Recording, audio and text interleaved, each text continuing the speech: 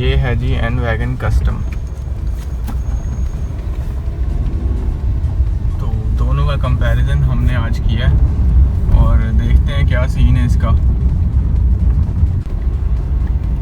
यार किसी का कमेंट आया हुआ था जो हमने एन वैगन का रिव्यू किया था, कस्टम वाली, नया मॉडल और पुराना, कि सस्पेंशन जो है इसका थोड़ा सा ऐसा है कि बार बार ख़राब हो जाता है। तो ये बात थोड़ी सी मैंने भी नोटिस की है कि इसका सस्पेंशन थोड़ा सा ना हार्ड है। मतलब जैसे होंडा का होता है यार, होंडा सिविक ले लो, होंडा वेजर ले लो, सारों का suspension as compared to Toyota जो है वो आपको हार्ड ही मिलेगा। तो आई गेस इसका ऐसा ही है सीन, क्योंकि मैं पर्सनली ड्राइव भी कर रहा हूँ गाड़ी को, तो मुझे फील हो रहा है कि थोड़ा सा जैसे अभी आपने सुना होगा कि आवाज़ आती है सस्पेंशन में से, तो इसका ऐसा सीन है सही। छोटी सी ड्राइव आपको दे रहे हैं हम लोग from one an wagon to another. अस्सलाम वालेकुम। अस्सलाम वालेकुम। तो आज चाबियाँ पकड़ी हुई हैं, अमीर फील कर रहा हूँ मैं। अब मुझे ये बताओ, इसमें से उसकी कौन सी है, इसकी कौन सी? दोनों सेम है। अगर ये इसके ऊपर ये ना लगा होता तो पता ना चलता, दोनों सेम ही है। तो गाइस आज जो हम रिव्यू करेंगे वो एक गाड़ी ये है एन वैगन, और सिंपल वाली, और एक वो जो कस्टम वाली। कस्टम वाली। तो जैसे हमने पहले भी एक कंपैरिजन वीडियो बनाया थी, वो उसमें कस्टम और कस्टम का था, न्यू और पुराने मॉडल का। ये इसके अंदर non-custom कस्टम और नॉन कस्टम का सीन है। वो वाली नॉन कस्टम नहीं, जो वो होती एनसीपी है। वाली नहीं है, ये सिंपल वाली एन वैगन जो हाँ। नॉन कस्टम उसको कहते हैं। तो चलें रिव्यू स्टार्ट करते हैं। तो ये है होंडा एन वैगन। ये 2018 मॉडल है और 21 की इंपोर्ट है। और इस साइड पे जो मेरे आप देख रहे हैं वो 15 मॉडल है। दोनों में सिग्निफिकेंट चेंजेस ये हैं कि ये नॉन कस्टम है, वो नॉन कस्टम वो वाली नहीं, नॉन कस्टम एज इन कि ये सिंपल वाली एन वैगन है और ये जो है कस्टम वाली एन वैगन है। तो इसमें जो है हम चेंजेस सबसे पहले देखेंगे। सबसे पहले आप लोगों को इसका इंजन दिखाते हैं। इंजन दोनों का सेम है और मैं बोनट खोलता हूँ इसका और आपको इंजन चेक करवाते हैं सबसे पहले।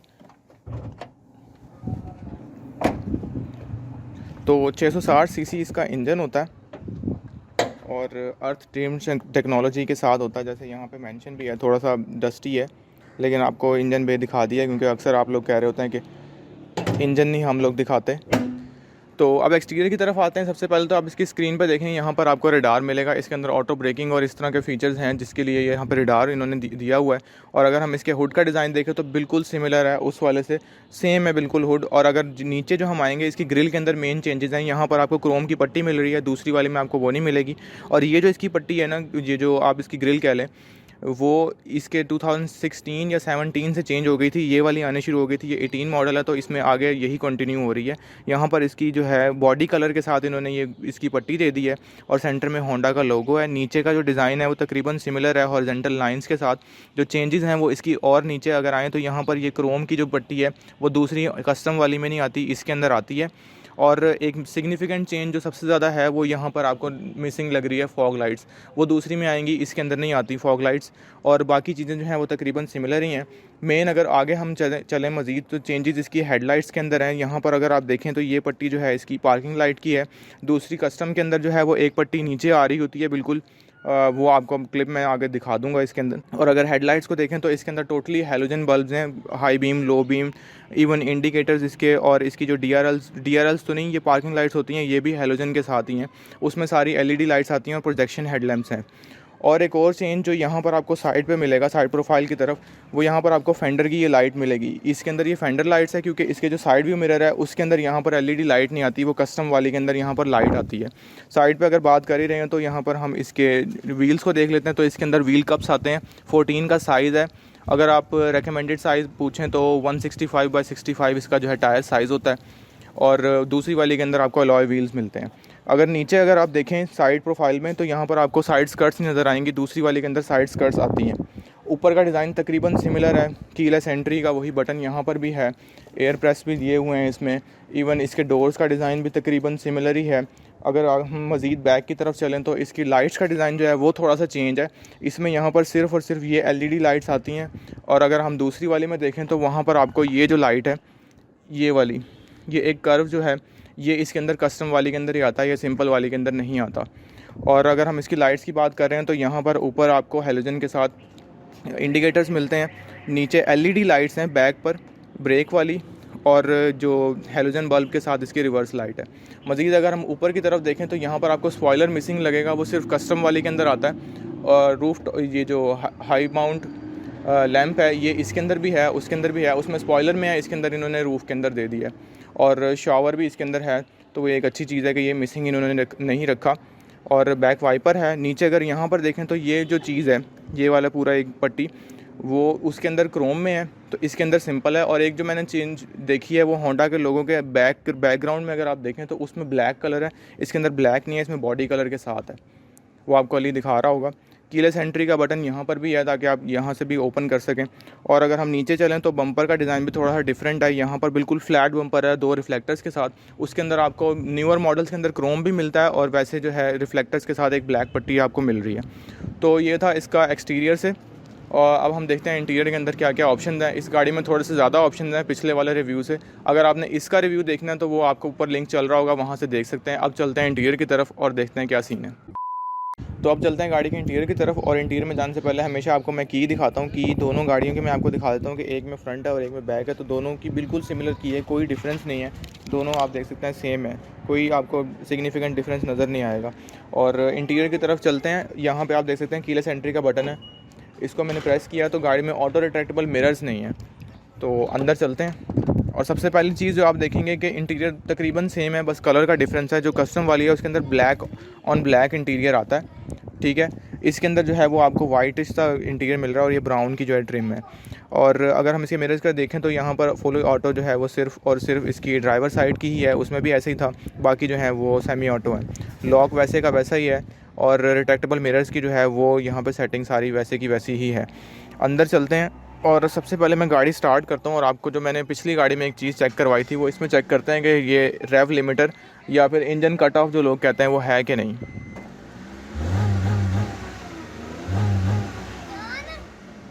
तो आपने देखा कि इसमें भी वो सीन है। तो अब हम इसके ऑप्शंस की तरफ चलते हैं। अगर यहाँ पर आप देखें तो एसी के वेंट्स बिल्कुल सेम है डिज़ाइन। यहाँ पर कप होल्डर है और कप होल्डर के अंदर एक लाइट होती थी कस्टम वाली में जो कि इसके अंदर नहीं है, तो एक ये डिफरेंस है जो आप देख सकते हैं। और अगर हम इसके ऑप्शंस की बात करें तो ट्रैक्शन कंट्रोल है इसके अंदर, ये रडार का होता है, सीटीबी है जो ऑटो ब्रेकिंग होता है। और इसमें एक एडिशनल ऑप्शन है कि ये जो एडजस्टेबल हेडलाइट्स हैं इसकी वो आप यहाँ से कंट्रोल कर सकते हैं। और अगर हम इसके स्टीयरिंग व्हील की बात करें तो स्टीयरिंग व्हील का जो डिज़ाइन है वो ऐसा है, मतलब सेम है बिल्कुल। उसके अंदर ब्लैक आता था, इसके अंदर वही सेम जो ब्राउन आपको डोर्स में और बाकी इंटीरियर में मिल रहा है वैसा ब्राउनिश सा है। और यहाँ पे आपको ब्लैक पियानो ब्लैक मिलता था दूसरी वाली में, इसमें आपको सिल्वर की ट्रिम मिल रही है। और क्रूज़ कंट्रोल उसमें आता था, इसमें जो है वो नहीं होता। यहाँ पे जो आपको मल्टीमीडिया के कंट्रोल्स हैं वैसे के वैसे आपको मिलते हैं। इसका मीटर ऑन करते हैं, पुश स्टार्ट वाली ये गाड़ी है। और अगर आप इसके मीटर का डिज़ाइन देखें तो ये कम्प्लीटली डिफरेंट है। मैं दूसरी वाली का मीटर का भी डिज़ाइन आपको यहाँ पे डाल दूंगा कि किस तरह का है वो ज़रा कस्टम वाली में डिफरेंट है। उसमें आरपीएम मीटर आता है, इसके अंदर आरपीएम मीटर नहीं है। बाकी अगर यहाँ पे आप सेटिंग देखें तो इसकी जो है हैंड ब्रेक और इंजन वगैरह की सारी लाइट्स और इवन गियर की सेटिंग्स जो है यहाँ पर आपको शो हो रही हैं। और मीटर जो है इसका 140 का यहाँ पर जाता है, ये वाइट कलर का है। और अगर हम यहाँ पे इस साइड पे देखें तो ये एलसीडी जो है वो बिल्कुल सिमिलर है, उसमें भी ऐसे ही थी। यहाँ से आप अगर पुश करेंगे वो यहाँ पर लगा होता है उसका कस्टम वाली का, इसका अंदर ही दिया हुआ है। तो इसमें आपको एवरेज शो होती है, टोटल जितने डन है वो शो होता है और रेंज शो होती है। और मज़ीद इस साइड पे कोई ऑप्शंस नहीं है। दूसरी साइड पे चलते हैं और देखते हैं क्या सीन है। तो अब हम आ गए हैं इस साइड पे सबसे पहली चीज़ जो आपको अली दिखाएगा दूर से वो ये है कि इसकी सोफ़ा सीट्स हैं, उसकी भी ऐसी थी। आर्म रेस्ट इस गाड़ी के अंदर है जो कि वीड्स में भी नहीं आता। आप देखें एन वैगन के अंदर आर्म रेस्ट दिया हुआ है इन्होंने। और अगर हम मज़ीद इसके सेंटर कंसोल की बात करें तो बिल्कुल सिमिलर डिज़ाइन है। सेंटर में आपको गैदर्स की जेन्युइन एलसीडी यहाँ पे मिल रही है जिसके अंदर जापानीज़ लैंग्वेज है जो कि समझ नहीं आती। और तकरीबन एंड्रॉयड ही है ये। यहाँ पर आपको इसके हैज़र्ड का साइन मिल जाता है। और अगर हम नीचे आएँ तो गियर की सेटिंग्स बिल्कुल सेम है। अगर ये टर्बो वाली होती तो यहाँ पर आपको एस मिलता और पैडल शिफ्टर्स होते। और इसके अंदर जो है टर्बो नहीं है तो यहाँ पर आपको लो गियर्स की सेटिंग मिलती है। पुश स्टार्ट का बटन यहाँ पर है। इसका अगर आप ट्रिम का डिज़ाइन देखें तो वो सिल्वर है, इसके साथ मैच किया हुआ है इन्होंने।